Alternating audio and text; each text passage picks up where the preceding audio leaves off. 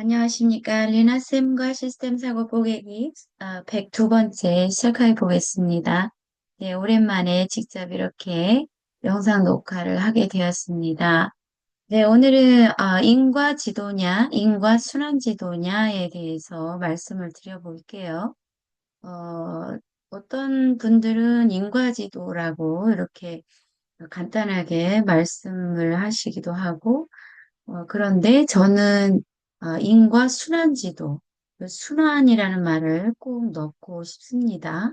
네, 요거는 정상권 박사님, 국내의 시스템 사고의 교육 분야에서 이제 최고의 권위를 가지고 계신 분께서 꼭 이 순환, 피드백, 요 개념을 꼭 넣는 것의 중요성을 강조하고 계십니다.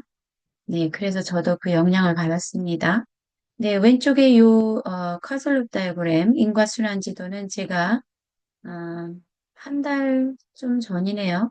그때 이제 제가, 단비 뉴스를 보고, 정부의 대출 규제 정책에 따른 언론의 반응과 경제에 미치는 영향이라는 뉴스를 보고 이제 작성한 커즐럽 다이어그램이 되겠습니다. 그래서 여기 보면 R1부터 R2, R3, 그리고 B1, B2. 그래서 강화 피드백과 균형 피드백이 나와 있죠. 총 5개의 피드백이 이렇게 표시가 되어 있습니다. 그래서 이제 오늘은 요거를 설명하려고 하는 건 아니고요. 왜 인과순환 지도라고 꼭 순환이라는 말을 붙여야 되는지에 대해서 간단히 말씀을 드려보도록 하겠습니다. 네, 정창권 박사님께서는 시스템 사고에서 정말 중요한 건 순환성이다, 즉 피드백이라는 거죠. 그런데 번역을 할 때 그냥 인과지도라고 하면 정작 중요한 핵심을 놓치기가 쉽다는 거죠. 그래서 꼭 순환이라는 말을 넣어서 인과순환 지도라고 해야 된다라고 이제 강력하게 주장을 하고 계십니다. 그래서 핵심이 그 순환성을 꼭 얘기하자라는 것이죠. 그거를 조금 더 이제 말씀을 드려본다면요. 음, 보면은 일반적으로 A가 B를 일으킨다. 즉 보통 A가 원인이 되어서 B에 영향을 준다. 이럴 때 인과관계가 되는 거죠. 이거는 말하자면 선형적 사고라고 볼 수가 있죠. 단선적 사고. 그런데 시스템 사고에서는 이렇게 선형적 사고가 아니라 둥글게 둥글게 해서 전체적으로 이런 식으로 돌아오는 한 바퀴 순환되는 이런 것들을 중요하게 생각을 하죠. 그래서 여기 R부터 B2까지 전체가 다 이렇게 둥글게 둥글게 어, 피드백되는 모습을 보여주고 있습니다. 그래서 시스템 사고는 단선적으로 세상을 보는 게 아니고 어, 비선형적이면서 순환성을 가지고 있다라고 보는 거죠. 그래서 A가 B에 영향을 주면 B는 다시 A나 또는 다른 요소에 영향을 미치고 이 흐름이 돌아와서 또 다른 변화를 만든다라고 어, 시스템 사고에서는 생각을 합니다. 그래서 즉 세상은 늘 돌아오는 피드백 속에서 움직이죠. 그래서 CLD, 커슬럽 다이어그램은 단순한 인과관계 그림이 아닙니다. 시스템 속 변화를 만드는, 즉, 순환고리, 피드백 구조를 나타내는 도구라고 할 수 있습니다. 그래서 순환이라는 말을 빼고 인과지도라고만 부르면 자칫 선형적 원인 분석으로 오해하기가 쉽습니다. 그럼으로써 시스템 사고의 본질인 순환성과 구조적 사고는 사라지고 문제의 표면만 따지는 이제 겉으로 드러나는 표면만 따지는 그러한 도구가 되어버리게 되는 오류를 범할 수가 있습니다. 그래서 시스템 사고에서 중시하는 시스템을 보는 눈, 그런 눈을 키우지 못하게 된다는 거죠. 그냥 인과지도만 얘기를 하다 보면 전체적으로 시스템의 역동성, 순환성, 그리고 그럼으로써 통합적이고 종합적이면서 입체적으로 사고할 수 있는 그러한 안목을 키워주려면 반드시 인과 순환지도라고 그렇게 표현하는 것이 맞다고 생각을 합니다. 언어가 사고를 이제 규정한다라고도 하잖아요. 그래서 어떤 언어를 쓰느냐라는 것은 중요한 것 같습니다. 그래서 예컨대 이제 저는 학교에서 이제 독서 교육을 굉장히 이제 중요하게 생각을 하고 이제 가장 제가 신경을 써서 아이들에게 강조하고 있습니다.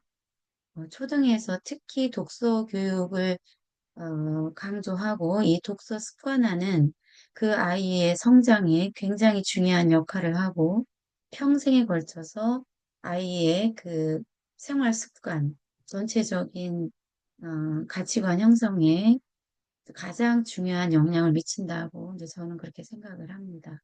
그런데 학교의 독서 교육이 때때로 책 권수만 늘리는 거에 조금 신경을 좀 그쪽에만 쓰는 경향이 있다고 봅니다. 그러다 보니까 이제 책을 몇 권 읽었느냐 이런 걸 따져서 상장을 주기도 해요. 예전에 한참 많이 그랬죠. 지금 많이 사라졌지만. 근데 이게 이제 진짜로 아이들의 독서 습관으로 이어지지 않는 경우가 많다는 거죠. 책을 억지로 읽는다든지 또는 얇고 쉬운 책만 골라서 권수만 채우게 되는 그러한 결과로 되게 된다는 거죠. 그러면 성장은 받고 표면적으로는 하나 책 이렇게 많이 읽었어. 이렇게 되지만 그 밑에 구조는 그대로인 거죠. 즉 아이의 독서 습관 또 중요한 독서가 재밌구나. 독서를 즐기는 아이로 성장하지 못한다는 거죠. 구조는 그대로 있는 거죠. 그래서 이제 저는 제가 맡고 있는 저의 반만큼은 이러한 잘못된 구조에서 벗어나고 싶었기에 상장에 이제 우리는 상장에서 벗어나자. 그거 신경 쓰지 말자. 그리고 너희들이 진정 책을 즐기는 그러한 사람이 되었으면 좋겠다. 우리 친구들이 정말로 책을 읽는 거를 좋아하고 시간이 날 때 책에 소음이 가는 그런 사람이 되면 좋겠다. 그렇게 저는 강조를 하고 있습니다. 그래서 지금 올해 1학기가 지났죠. 제가 맡고 있는 3학년 아이들 정말로 아침에 오면 저마다 책에 쏙 빠져서 책을 읽고 있는 모습을 볼 수가 있습니다. 그래서 저는 요렇게 그 겉보기가 아닌 진정한 구조를 바꿈으로써 아이들이 책을 읽고 사유하는 힘을 어, 키우면서 그렇게 이제 성장한다라고 이제 생각을 하고 있습니다.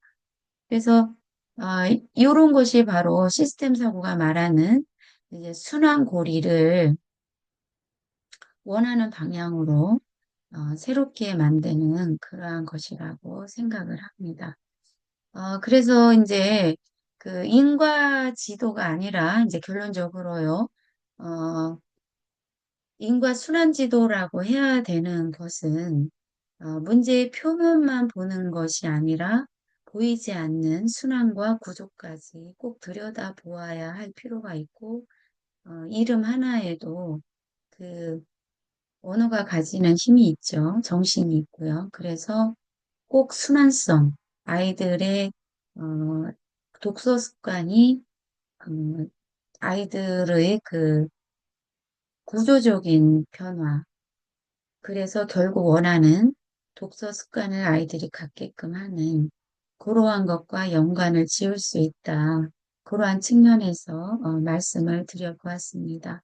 네, 오늘은 이렇게 아, 시스템 사고에서 중요하게 생각하는 시각화 도구 커즐 룹 다이어그램 CLD죠. CLD에 대해서 말씀을 드려보았습니다.